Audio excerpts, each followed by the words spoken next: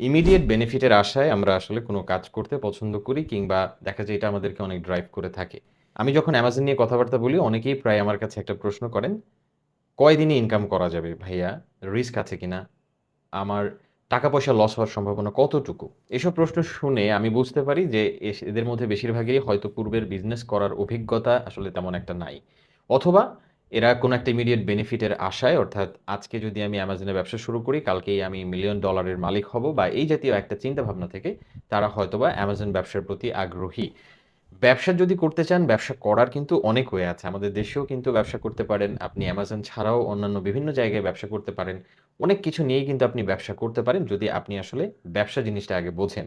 কিন্তু যখন আপনি ইমিডিয়েট বেনিফিট এর আশায় কোনো একটা কাজ করতে যাবেন, সেটা ব্যবসা হোক কিংবা যেকোনো কিছুই হোক, সেই ইমিডিয়েট বেনিফিটটা যদি আপনি না পান, তাহলেই কিন্তু আপনি ব্যর্থ হবেন, হতাশ হবেন এবং সেটা আপনাকে একটা দীর্ঘমেয়াদী ব্যর্থতার দিকে বা দীর্ঘমেয়াদী একটা বিপদের দিকে কিন্তু আপনাকে ঠেলে দিবে।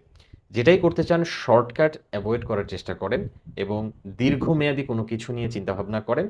স্বল্পমেয়াদী কোনো জিনিস আমার অভিজ্ঞতায় কখনোই ভালো হয় না এবং আমি এখন পর্যন্ত এমন কোনো স্বল্পমেয়াদী জিনিস পাই নাই যেটা আসলে আমার জন্য ভালো হয়েছিল, আমার এক্সপেরিয়েন্স ভালো ছিল।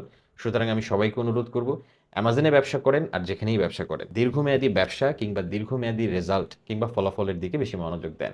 Thank you.